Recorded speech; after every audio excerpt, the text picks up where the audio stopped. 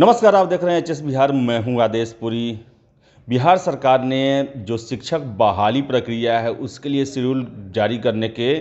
तैयारी शुरू कर दी है। आपको बताते चले कि 33,900 लगभग शिक्षकों की बहाली इस प्रक्रिया के द्वारा होने वाली है। हालांकि ये जो चयन प्रक्रिया है ये फरवरी तक ही होने वाली थी, लेकिन किन्हीं कारणों से इसमें लेट लग गया और जिसके बाद लॉकडाउन शुरू हो गया बिहार में, जिसके कारण ये बहाली प्रक्रिया जो है फिर अब नए सिरे से जो शिक्षा विभाग है इसके लिए प्रयास शुरू कर दिया। हालांकि इसके लिए अभी कैबिनेट से मंजूरी नहीं मिली है, लेकिन जल्द ही आशा व्यक्त की जा रही है कि कैबिनेट से मंजूरी मिल जाएगी और इसके बाद जो अपग्रेडेड 2950 माध्यमिक और उच्च माध्यमिक जो स्कूल हैं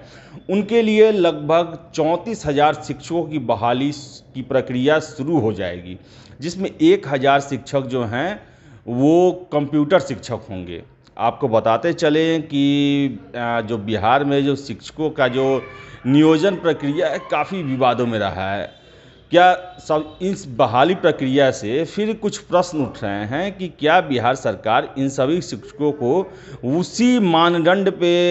नियोजन कर रही है जिसको लेकर लगभग 4 लाख शिक्षक जो है 17 फरवरी से सड़कों पे हैं। बिहार के लगभग 76,000 स्कूलों में ताले लगे हुए हैं, 17 फरवरी से ही ताले लगे हुए हैं। और जो शिक्षकों के विभिन्न जो उनके वर्ग हैं, जो टीईटी हैं या फिर से नियोजित के अन्य जो शिक्षक हैं, वो लगभग सारे के सारे 4 महत्वपूर्ण उनके जो संघ हैं वो सभी हड़ताल पे हैं। हालांकि सरकार ने उन्हें मनाने के लिए बहुत प्रयास किए, 20% तक उनका सैलरी बढ़ाने का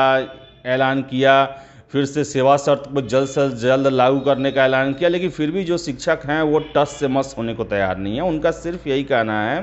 कि उनका जो सेवा शर्त और वेतनमान ये दोनों चीज़ लागू किया जाए, क्योंकि ये उनका हक है। और इसी नियोजन पर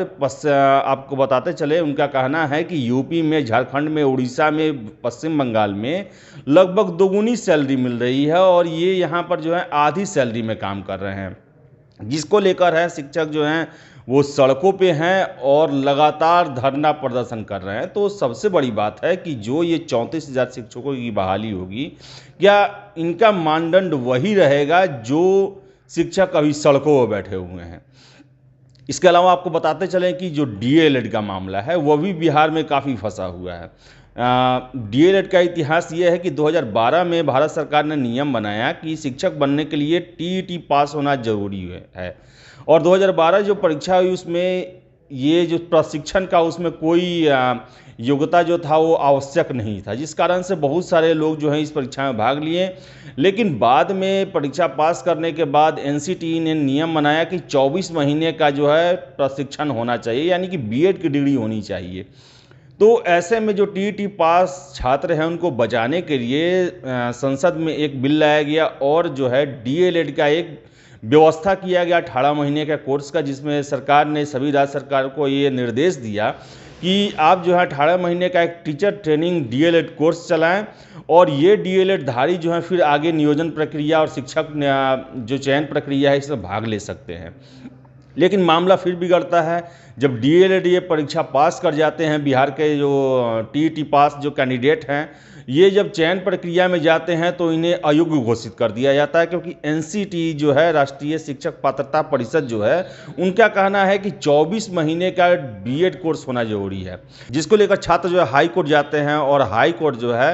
छात्रों के पक्ष में अपना निर्णय देता है। लेकिन फिर भी बिहार सरकार डीएलएड जो पास